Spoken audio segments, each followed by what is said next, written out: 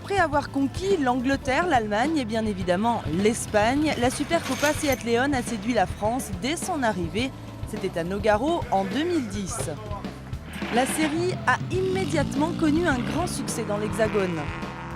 Avec un coût d'exploitation raisonnable et des performances comparables aux León championnes du monde WTCC 2008-2009, la série a offert de beaux spectacles et c'est Julien Brichet qui a inscrit son nom tout en haut du palmarès de la Supercopa française.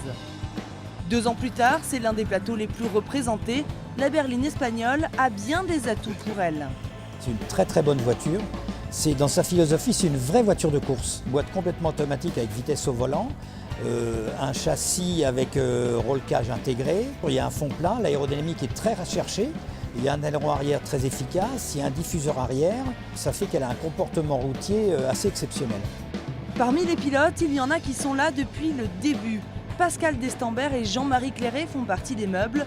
Ils sont pilotes et team managers de leur propre équipe. Pour Clairet, c'est l'accessibilité de la Seat León qui explique son succès. C'est une vraie voiture de course où on a une large possibilité de réglage sur la voiture qui fait que chaque pilote peut avoir éventuellement un réglage différent et avoir une voiture pour sa propre conduite. C'est des voitures qui sont très faciles et qui conviennent à tout le monde, qui ne sont pas fatigantes. Donc on n'a pas besoin d'être spécialement en forme comme dans une monoplace par rapport à notre voiture. Avec 50% de juniors, c'est-à-dire des pilotes de moins de 25 ans, le plateau a su séduire les jeunes, voire très jeunes. Vincent Abril a tout juste 17 ans, il fait sa 2e saison et commence très fort cette année avec déjà un podium sur la première course à l'Édenon. Le jeune pilote du team Speedcar affiche de belles ambitions. Il y a un plateau très relevé et ça se voit avec le nombre de jeunes pilotes qui arrivent chaque année.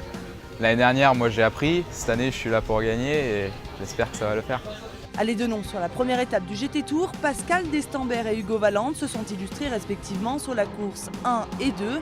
Les 2 podiums très différents prouvent que chacun a sa place en Supercopa. Qu'en sera-t-il de l'étape dijonnaise? La réponse à la fin du week-end.